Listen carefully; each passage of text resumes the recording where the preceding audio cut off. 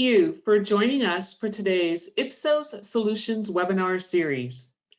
Throughout today's session, you will remain in listen-only mode. However, throughout the webinar, please submit your questions online using the Q&A feature. Time permitting, we'll answer questions at the end of today's session. However, if time runs short, then your question will be answered by email. Today's webinar is also being recorded and will be directly emailed to you. So now, without further ado, it is my pleasure to welcome today's first speaker, Whitney Krause, President of Brand and Experience, which covers practices dedicated to some of our most agile solutions. Whitney, you have the floor. Thank you, Ellen. Welcome, everyone. Glad to be here. I'm thrilled to share the floor today with experts from our Observer and Corporate Reputation teams here at Ipsos. They'll be taking you through a few of our fast and agile capabilities. I'm joined by Tom Juden, who leads our Observer team, Julia Clarkson, a director with the Observer team, and Ellen Bartlett, who's an SVP with the Corporate Reputation team. Let's level set on where we are now, just to get things started. Right now, our world is moving fast. With this frenetic pace, we see consistent shrinkage of margin expectations, putting an increased demand on the right error-free decision-making. Across industries, from middle management to C-suite, you and your colleagues are being challenged to adapt and grow more efficiently than ever before. Next slide, please. One more. One more. Thanks so much. So under these conditions, insights professionals have a clear and urgent mandate to be the definitive voice of consumer for their organization to guide smart decisions. Today, that's actually easier said than done. You need global market data, representation on nuanced and specific consumer niches, and everything in between. You need to use that data to get ahead of the trends and technologies which are actively reshaping your industry at a breakneck pace. You need to communicate these insights quickly, effectively throughout your organization. You need to prove the value and the impact of the data to your internal stakeholders. And you need to do all of this with more speed and agility in an increasingly unpredictable world. Next slide, please. As a trusted partner to the world's biggest companies, including 25 of Fortune's 30 most admired companies in the world, Ipsos is uniquely positioned to get decision makers the information that they need to get things right, get ahead with a total understanding of society, markets, and people. Next slide. As the world's #1 most innovative research company, according to the Green Book Grit Report, Ipsos can help you and your business navigate strategic challenges, develop better products, craft impactful campaigns, build indispensable brands, memorable experiences with world-class talent, unparalleled methodological rigor, and cutting-edge technology powered by the best of human and artificial intelligence. So today, we've actually taken the time to outline some of the biggest challenges that the insights industry is facing. We know how to help you navigate these challenges, creating opportunity for you and for your stakeholders. First, a demand for fast, flexible, agile insights. This is the business challenge that we'll discuss today in more depth. Second, a democratization of data and the influx of generative AI, navigating multiple sources of data, insights, analytics, all with increasing influence of AI-driven input. The pressure to demonstrate business impact and ROI, requiring end-to-end justification on data tying to performance. The need for persuasive and truly powerful human storytelling to influence business decisions. The demand for predictive measurement and foresight, ensuring that insights are forward-looking headlights on where things are going.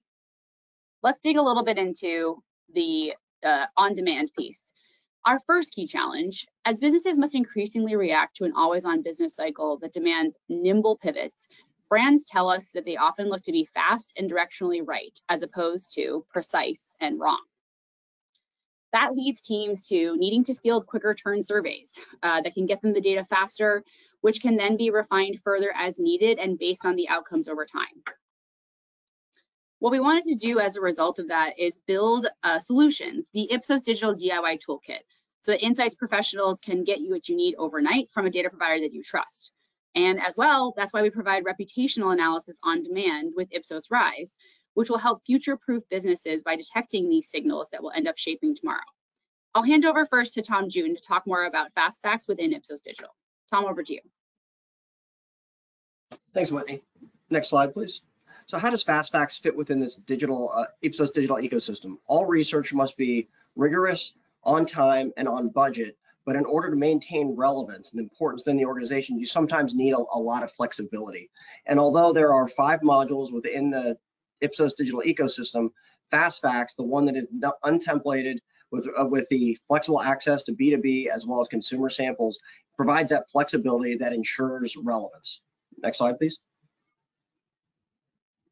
And the way we perform that is from a speed and cost effectiveness perspective. It takes 24 hours on average to turn around a project. We can set it up in less than an hour, and we have many flexible options for both a subscription as well as no subscription options.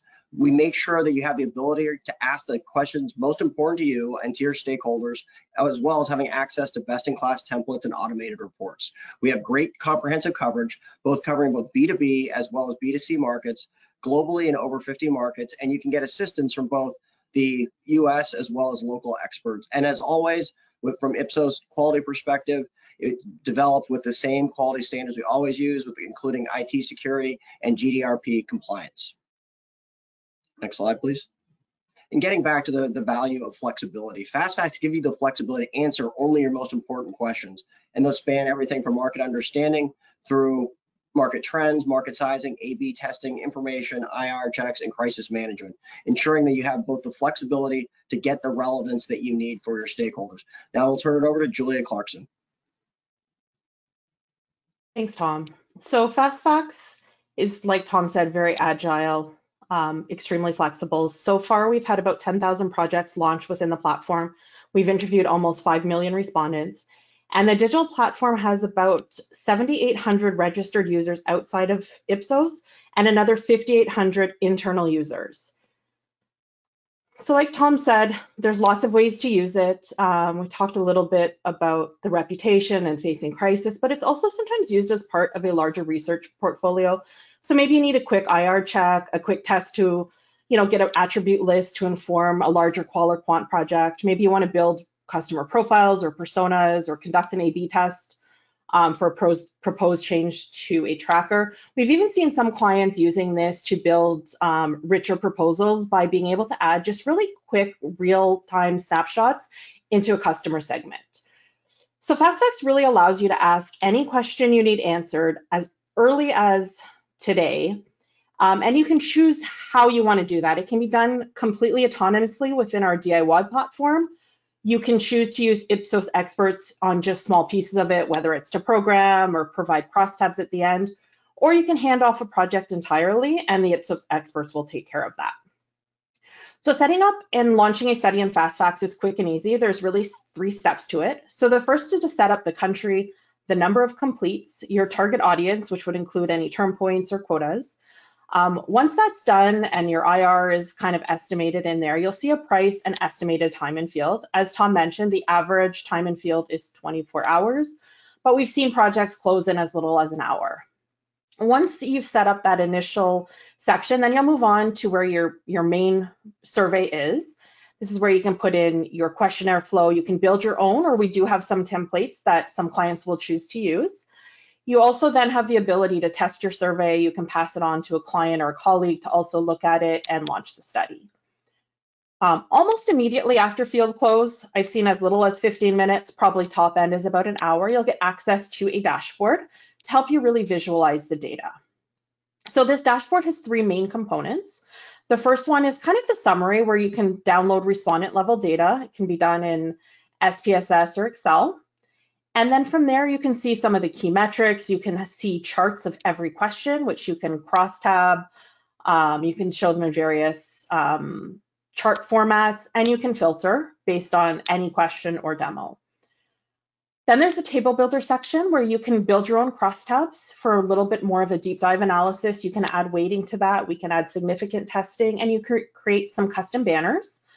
And then there's the chart builder port, where you can create a PowerPoint file that you can then download.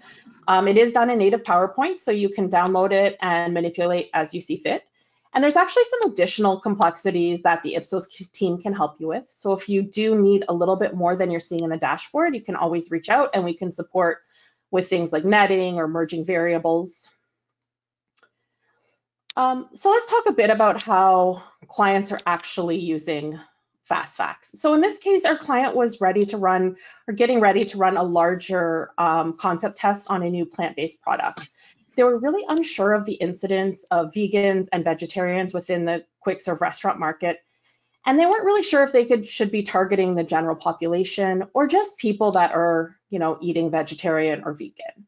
They're really anxious to get results to start with their larger project. So Ipsos proposed running 3 different surveys in FastFacts to understand the IR and to see how the concepts were being received within the people on dietary restrictions and the broader audience. It was in field for less than 4 hours, and at the end, it was really clear that they could do the concept testing on a much broader audience than originally considered. Clients were really appreciative that they got this so quickly and they were able to move forward, launch the full project on time, and really feel confident. Another great example is crisis management. So sometimes unexpected things happen.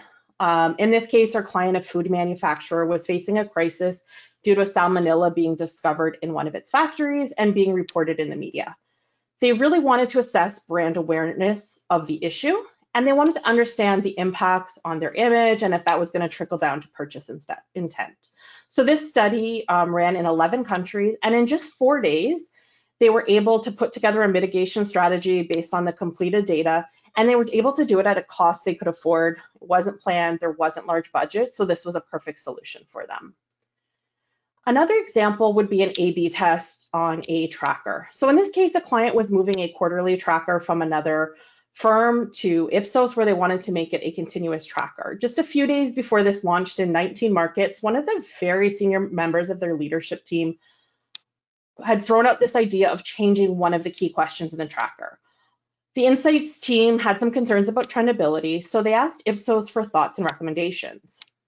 They're going to have this leadership meeting in just 2 days and really wanted to have a recommendation as to whether they should make the change or not. Understanding the tight timeline, we proposed an A/B test for FastFacts and ran 4 surveys, the demos and qualifiers, the new question, and then just the old question with those, and then old, then new, new, then old. So that was set up really, really quickly. It launched the same day. By the time the client got in the morning, they had access to dashboards for all 4 surveys, where they were really able to make a decision as to what they wanted to present to the stakeholders. And they were so happy that they got all of this a day earlier than they had originally anticipated. Just toss it back to Tom here. And don't take our word for it. Listen to what our clients are saying. That one of our big clients in pharma said, the power of tech combined with your research powers.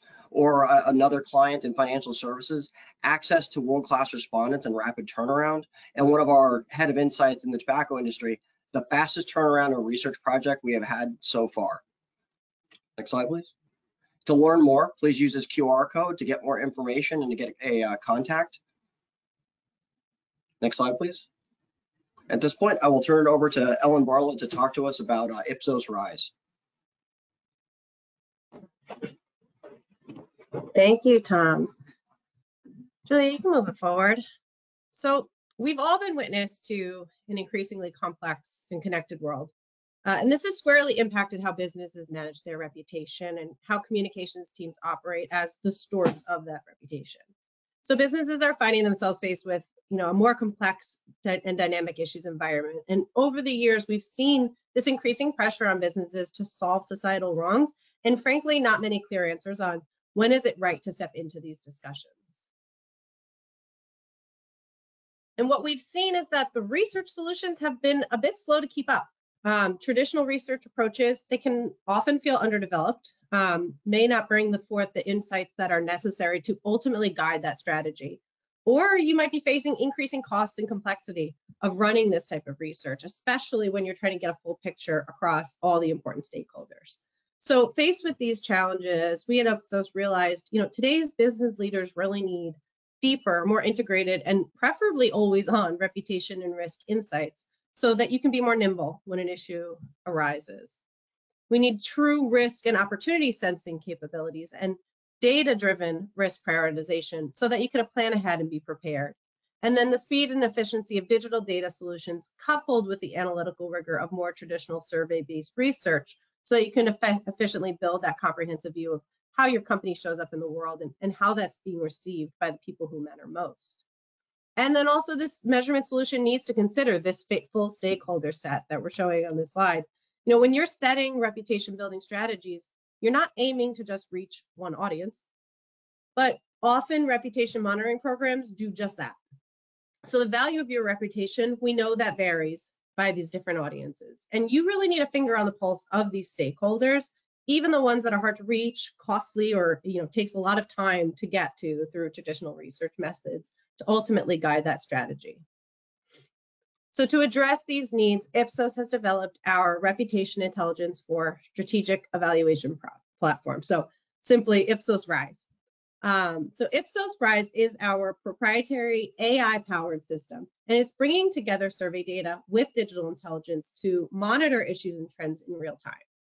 Rise was actually built by teams who are focused on reputation and issues management to bring together really the best of that human intelligence, that expertise, and AI to augment and enhance traditional approaches. And really bringing these things together, it's more guidance to help future-proof businesses so that we're detecting the signals that are ultimately going to shape tomorrow. Now, by using survey data to condition our digital intelligence, we can more accurately monitor the topics, the issues, the actions that really matter most to a company's reputation, which just leads to more actionable intelligence and guidance for those decisions. Now, our platform, it can also quickly target the most relevant and influential audiences. So this includes elite audiences like policymakers, legislators, investors, and this helps us to understand what issues they care about and how they're engaging on those issues without spending 6, 8, 10 weeks in field with our survey work. So we'll go into a bit more of the technical details because Rise really goes above and beyond traditional social listening tools. Rise offers the opportunity to integrate custom survey data and emerging risk and opportunity signals across social media, news, regulatory data, and more, and really build the context through hand-selected first and third-party data sources like Ipsos's political polling trends or our clients' own organizational KPIs. So these traditionally disparate sources, they're not just shown side by side.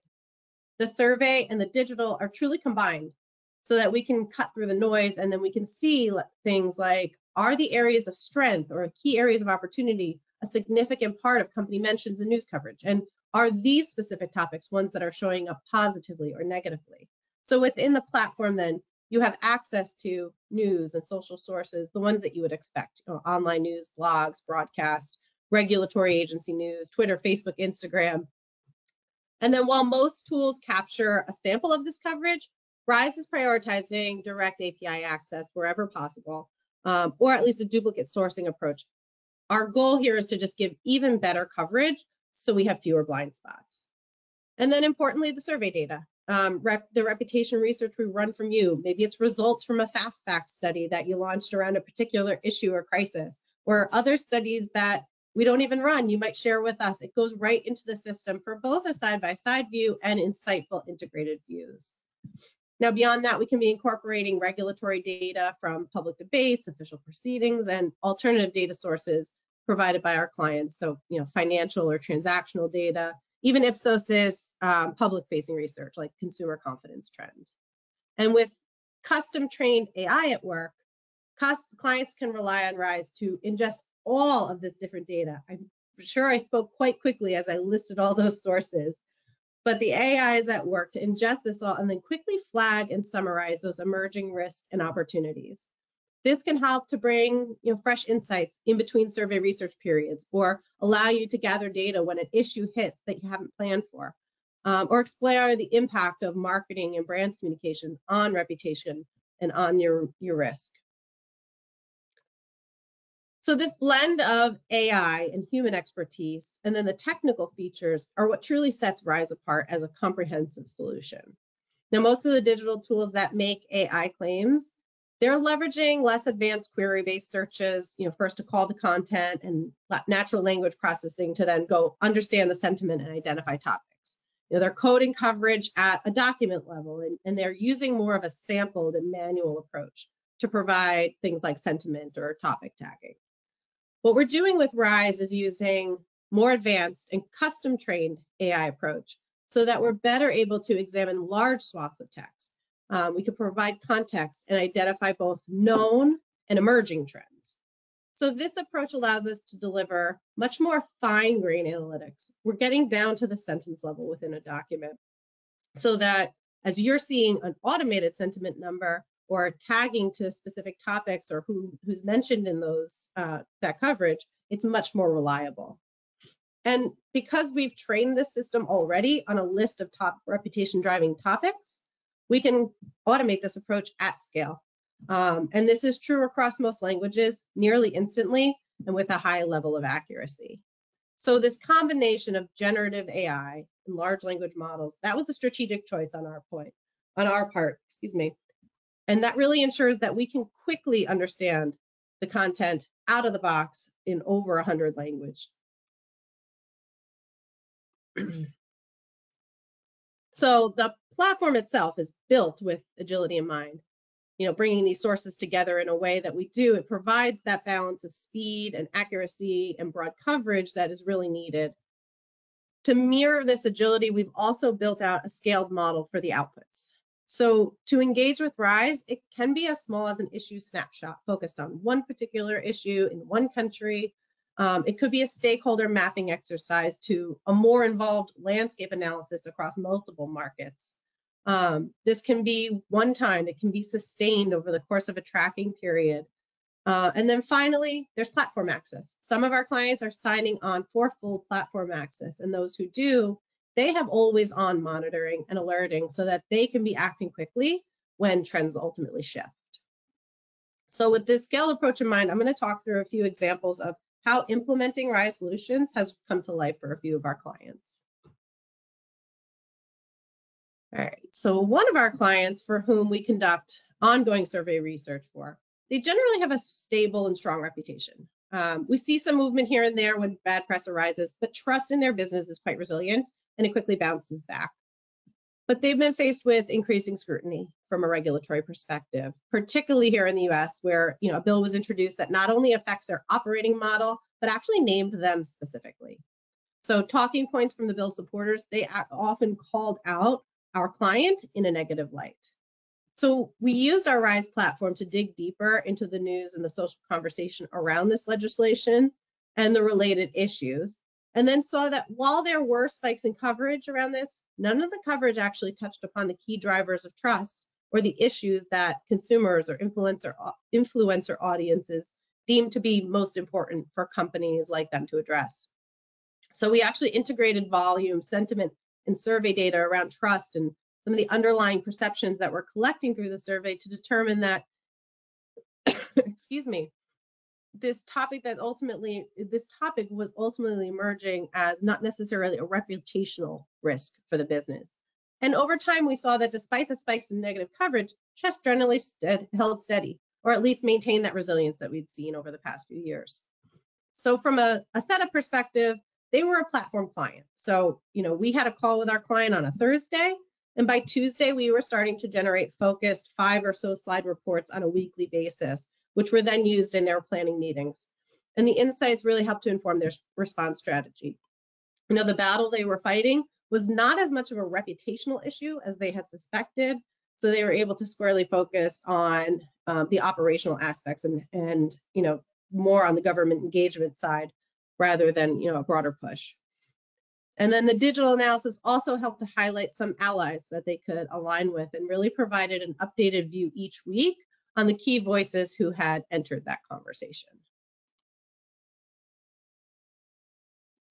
All right, another client that we've worked with through RISE was working on adapting their product positioning in different markets to better connect to corporate level values, messaging, and issue initiatives. And they really needed an understanding of how different product types that they are producing are being discussed by elite audience groups. So for this client, we used RISE to build an assessment of key influencer and policymakers. So we looked at how the company was showing up across ESG topics, what were the topics that influencers were discussing, and where that overlap existed between these conversations and the campaigns that our client was running. And now excuse me, the key thing on this is that, again, we were looking for insights from very elite audiences across multiple countries. So therefore, multiple languages too. This report was delivered in about 3 weeks' time.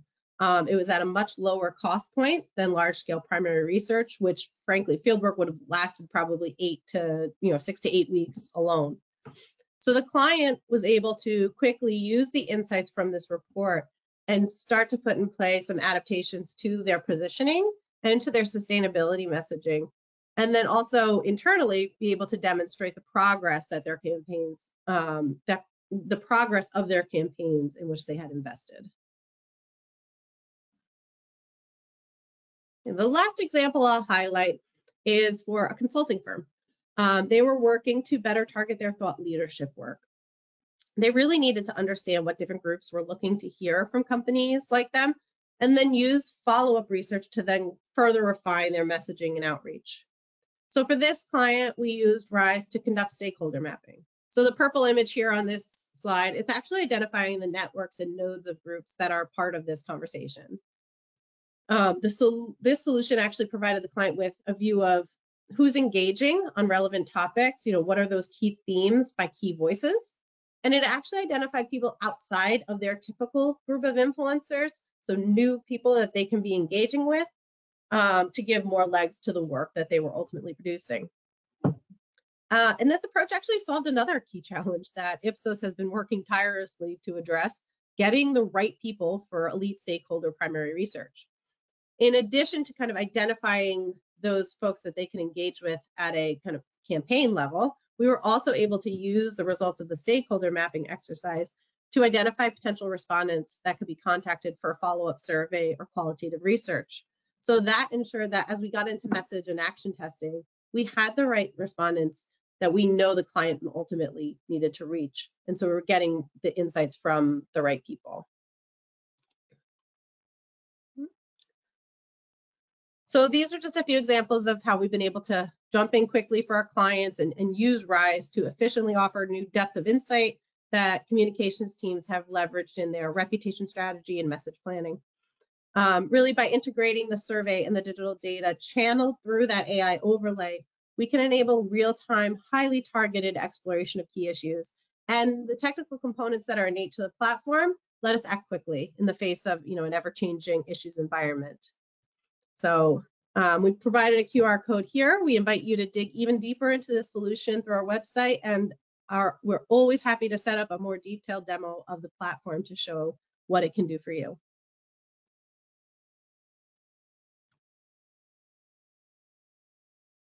Thanks so much, Ellen, and of course, Tom and Julia as well. I'd love to dig into some of the Q&A that's popping up from some of our attendees, and just to go in order, maybe Julia, I'll come over to you and Tom first for some questions about fast facts, and then we'll go over to some things that might be trickling in about RISE as well. So Julia, can you just level set for the group to what does a typical timeline look like for fast facts from start to finish? Yeah, so typically we'll get a questionnaire on day one. If we get that before kind of noon that day, it's usually programmed same day. Then we can get in field either overnight or the next day. Kind of the average platform time is 24 hours for field work, but incidence rate and length and number of completes affect that. But if you're thinking like high incidence and 1,000 completes, you're probably looking 24 to 48 hours in field. And then the dashboard delivery is within 15 minutes to an hour of close of field. So sometimes we get stuff to same day, but I would say typically you're probably looking at a 2 to 4 day turnaround cycle. Really helpful, thank you. And then another one here is looking at just kind of the price difference in sort of like how you think about DIY versus do it together or like assisted types of options, like what's available for different people as they consider. So it's very much almost, I like to think of it as an a la carte option. You can do it completely on your own, or you can decide to add in as much or as little help as you want. Sometimes people want us to design the questionnaire, sometimes just review their existing questionnaire and maybe do the programming. Other times, they're going to want crosstabs. They don't want to run them themselves through the dashboard. Maybe we'll handle translations in some cases. and then right up to providing a top line report or something like that for them at the very end. So they can use any one of or all of kind of those supports. Fantastic. And what's the pricing like on some of those options? So if you were doing it completely autonomously, you have a high IR study in like the US with, let's say, like 1,000 people, you're probably looking at about $5,000 to do it yourself. To add on assisted with programming and that kind of data deliverables, maybe it goes up to about $6,000. Any reporting needs would be additional based on kind of what the need was. Fantastic, really helpful. Okay, and I love this one. I've been burned by DIY quality before. What kind of quality measures are in place to ensure that I can trust the data, you know, given frankly what we're talking about here more broadly? Yeah, so we hear this a lot. Ipsos's DIY platform, FastFacts, actually all of our Ipsos digital platform products use the exact same quality measures that our standard approach would. So it's the same vetted partners, the same Ipsos panel with all the same, you know, CAPTCHAs and double and triple opt-ins and all that kind of stuff. Within the survey itself, we have all of our automated processes. So we call a data guard module, which can catch speeders and straight liners. It includes honeypot questions. We have a true validate module to make sure we're not getting duplicate IP addresses within the same survey and that kind of stuff. Awesome, good reassurance then, thanks. Okay, so Ellen, let's go over to you about RISE. I'm just looking at what's coming in. So again, like a logistical question, what's the cost of implementing RISE solutions? You do a couple of applications from different clients. What do the costs look like, or what should people consider? Yeah, so, you know, as I mentioned, RISE it's quite scalable. So as you can imagine, the costs do vary greatly depending on the need. So if you need, you know, a snapshot report on a particular issue or, you know, a landscape, you're looking anywhere from, you know, 15K to 50K, depending on the complexity of topics, you know, audiences, maybe the number of markets. Then from a platform perspective, depending on the number of markets, again, entities, maybe the customizations that are needed, it's like 175K and up. And that's an annual cost, but that's what's giving you the always on access. You've got the platform access, you've got the alerting access if you're investing in the full platform. Okay, super helpful. Given, again, the overall theme here about speed and agility, how quickly can we be up and running? And maybe talk through some different options based on some of those, you know, even examples that you just gave. Yeah. So you know, again, parameters of the project are going to dictate timing. Within the platform itself, we've got, you know, 800 or 800 plus topics that are already modeled in the system. We're already tracking 600,000 or more organizations and influential figures. And we've built in those capabilities that cover the content in a number of different languages. So out of the box, there's quite a bit already there that can help us deliver quickly. So thinking about the examples I talked through, I had mentioned that elite stakeholder review of issues. That took about 3 weeks, where a primary research program would have at least taken 2.5 to 3 months to conduct from start to finish. So again, there's variability, but there's a lot that's there out of the box that we can kind of start to dig into from the very start. And, you know, just making sure that we have a clear understanding of what that key question is that we need to get out of it really helps dictate how kind of fast or slow we need to move on it. Absolutely, super clear, I appreciate it.